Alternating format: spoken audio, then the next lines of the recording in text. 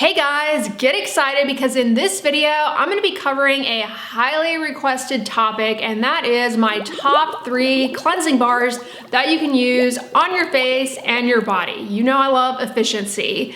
Now, I've got a ton of videos on this channel covering cleansing gels, best cleansers for oily skin, best cleansers for dry skin. So if you like a liquid cleanser, check those out. I will link them in the description box. But why a cleansing bar? What is the deal with a cleansing bar? Is it good to use on the face? Is it bad to use on the face? Cleansing bars are basically the same as cleansers, only there's no water. If you choose to use a cleansing bar or a liquid cleanser, that is up to you. Now, where cleansing bars, I think, bear a little bit of description is that they are different from a bar soap. They're not true soaps. It's a technical difference, but it makes a difference in the long run for your skin. The process of soap making is called saponification, and it's really just reacting a fat or oil with a base like sodium hydroxide or potassium hydroxide. Bar soaps tend to have a high pH, and that makes them more disruptive to the health of your skin barrier. But with advances in cleansing technology, you got the creation of something called a Syndent bar. Synthetic detergents like sodium lauryl isethionate are found in such products like the classic Dove Beauty Bar, which is a good one. I'm not gonna mention it in this video because I happen to think the ones that I'm covering are better. I don't know. They're my preference, we'll say. Anyways, so you have these synthetic detergents, much milder,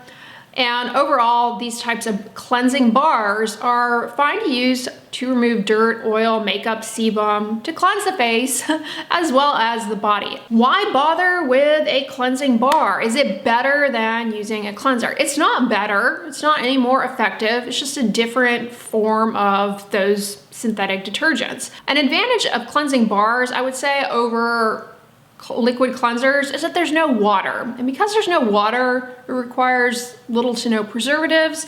So for people who have very sensitive skin or are allergic to many preservatives, a cleansing bar may be a better choice. But it's not because the cleansing bar is gentler, milder, nor is it necessarily better for oily skin types. It's not any better than a cleanser at removing oil from the surface of the skin that contributes to breakouts. Another advantage, though, is that there is less packaging and therefore less waste.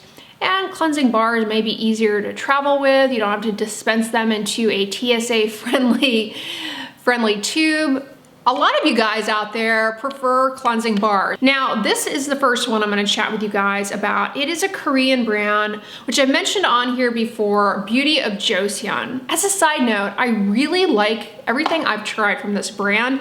You'll recall I love their cleansing balm. It is really good. But I've also really loved their cleansing bar. It has rice bran extract in it, which is the outer part of the rice. It's actually rich in moisturizing polysaccharides, and it may have a bit of a cleansing action to it, so it complements that synthetic detergent. Rice bran extract may have some chelating properties as well, which is beneficial in a cleanser, especially if you're like me and you live somewhere with hard water. It really helps reduce the formation of soap scum. Now, this product also has some emollients in it, olive oil and coconut oil. I know many people find that, anecdotally at least, coconut oil breaks them out. So if that is you, you may want to choose another cleanser. And honestly, I have some bar cleansers here that are great options for people with acne-prone, breakout-prone skin. It has sesame seed powder in it too, which truthfully, I can't tell you what that does. There's no fragrance to this, and what I really like is that it generates a very nice, creamy, silky, foamy lather. It's actually a very pleasant cleansing experience, and when you rinse this off, there's no squeaky clean feeling, which you shouldn't get with a cleanser intended for the face. There's none of that. The skin feels clean, but also smooth, hydrated, and softened. I'm not exactly sure what the pH of this bar cleanser is, but it's marketed as a low pH, mildly acidic bar, and that's beneficial for the integrity of the moisture barrier. You know, one of the most, I don't know, insulting things you can do in terms of your skincare routine, I mean, there are many, But one just kind of day-to-day insult is actually the act of cleansing. That's why I always emphasize being conservative with your cleansing too frequently, or using harsh soaps, which this is not, washing with very hot water. It really can exacerbate sensitivity, dryness, irritation, and other skin problems can get much worse from over cleansing. I have their sunscreen as a side note. I want to try that out. Speaking of sunscreen, does this remove sunscreen? Does this remove makeup? I always get these questions because y'all know I do a double cleanse. I use a cleansing oil or a cleansing balm as my first step at nighttime to help break up makeup, mascara, all of that stuff. And then I come in with a mild cleanser such as this to wash all of that off. Do you need to do that? No, there's no rule that you need to do that. But many, myself included, find that it is more efficient for removing water-resistant sunscreen and cosmetics to do that. I find that I don't need to spend as much time rubbing my face if I rub it with a little bit of a cleansing oil or balm before stepping into the shower and using the second step. I find it's just more efficient in removing the mascara, but you certainly do not have to do that. It's really a matter of personal preference. You can also use this to the body. If you're someone who's used to using body washes, it may be a little bit of an adjustment to go to a cleansing bar because you may find that you end up using too much. You really don't need a lot, but you do kind of need to work it a bit to get that lather going. So in the shower, I suggest getting your washcloth damp, wrapping it around the bar, getting a little bit of friction, generating the lather, and then setting the bar down and using the washcloth that way. All right, now let's get into the medicated cleansing bars. The CeraVe SA bar, which I'm about finished with, here it is. This I love. Okay, it's the medicated ingredient, if you will, is salicylic acid, which I've covered as an ingredient in cleansers here before. Salicylic acid, it's referred to as BHA or beta hydroxy acid. It is desmolytic. Basically what that means is it helps dissolve the glue between your skin cells, and it facilitates very mild, gentle, physiologic skin cell turnover. So using it in a cleanser is really helpful for just helping facilitate the shedding of those skin cells, which for the purposes of the CeraVe SA bar, it's marketed to people who have keratosis pilaris. They have kind of a buildup of dry, sticky skin cells in the hair follicle. That's why they have those rough bumps. So the salicylic acid, whether in a cleanser or a leave-on moisturizer, is definitely beneficial in that condition. But it's also a wonderful ingredient for people who deal with acne breakouts, whether it be on the body or on the face. It can help just smooth out the top layer of the skin. Not only is that gonna help with pore clogging and breakouts, but it also just helps the skin look smoother and more radiant. Salicylic acid also promotes lowering of the pH of the stratum corneum. That's the top, I call it the dead layer because the cells there really have no life. They don't have nuclei. Anyways, the dead outer layer, it kind of helps thin that out and smooth it out, as well as lower the pH of that. And by lowering the pH of that, what that ends up doing is just helping facilitate optimal skin barrier function and integrity.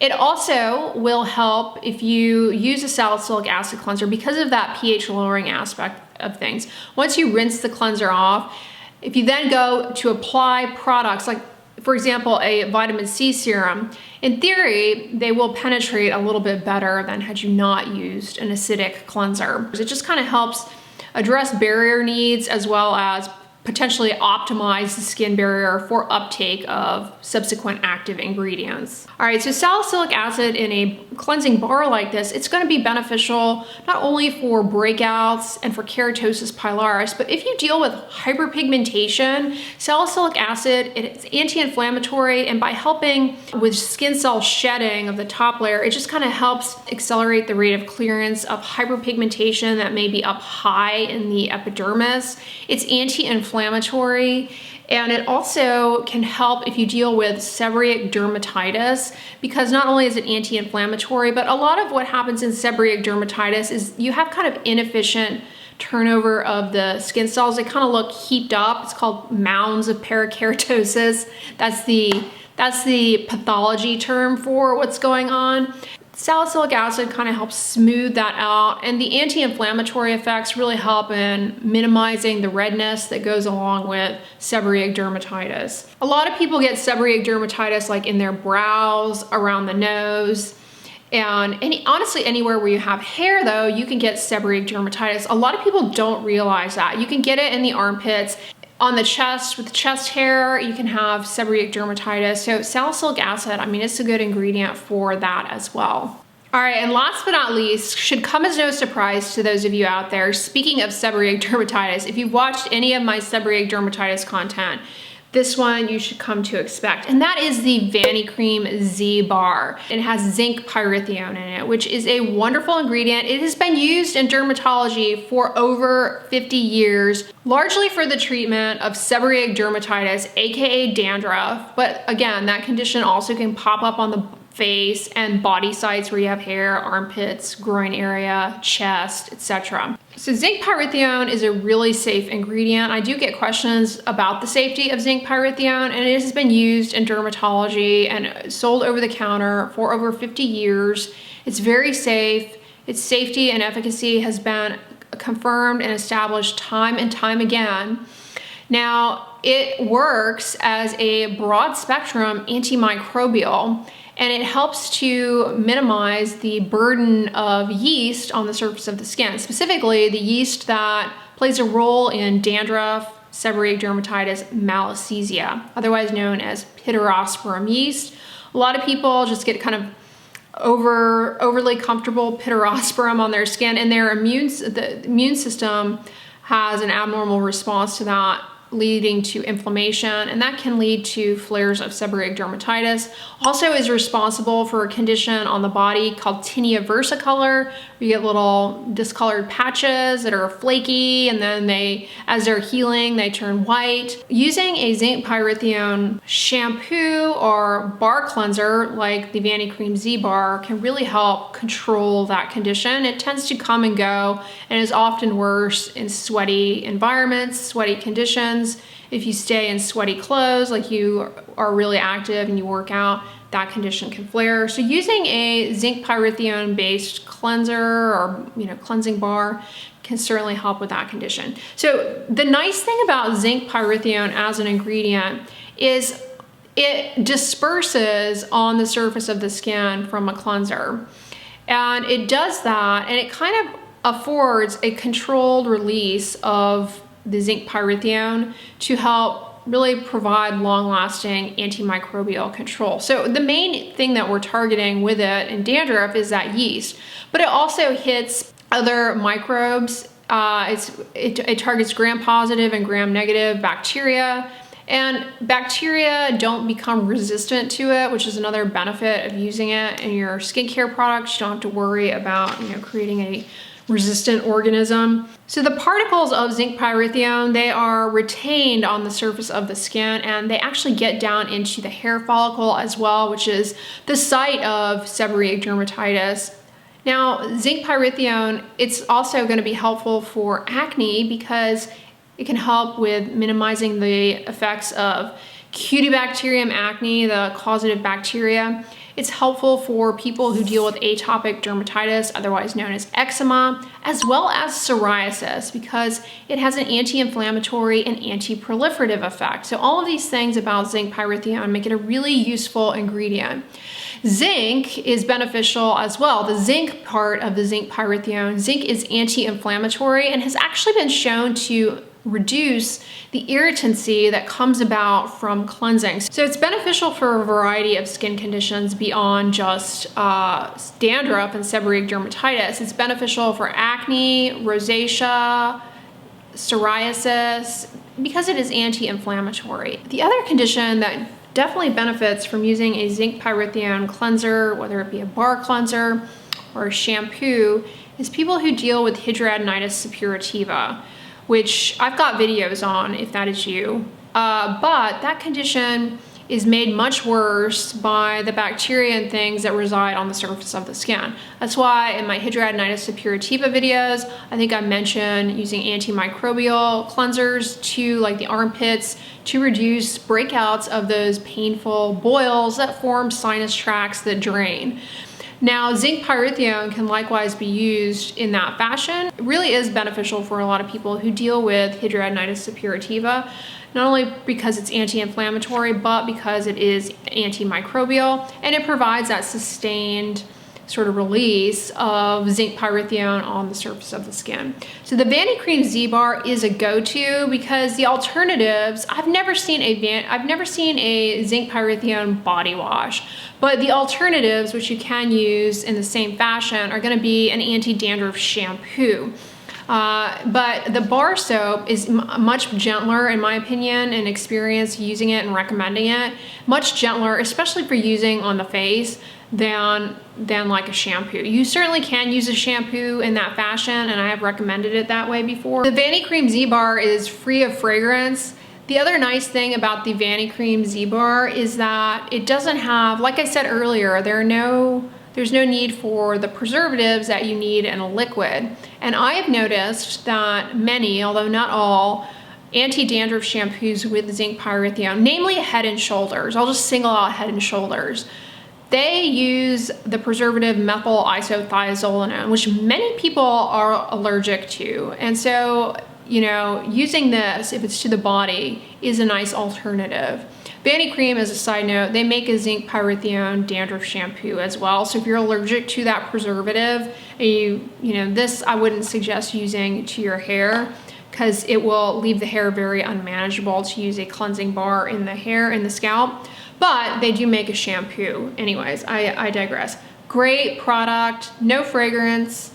There's no fragrance in the Beauty of Joseon product, but the CeraVe SA cleanser does have a jasminate in it, which gives it that slight aroma of like a bar soap. It's not like a heavy perfume scent, but it's definitely not fragrance free. All right, y'all, those are my top 3 cleansing bars, but let me know in the comments, are you someone who uses a liquid cleanser or do you favor a cleansing bar? Hopefully this video was informative. You learned something about these ingredients as well as these different bar cleansers. Make sure you check out my more recent video, which will be on the end slate. But if you like this video, give it a thumbs up, share it with your friends. And as always, don't forget, sunscreen and subscribe. I'll talk to you guys tomorrow. Bye.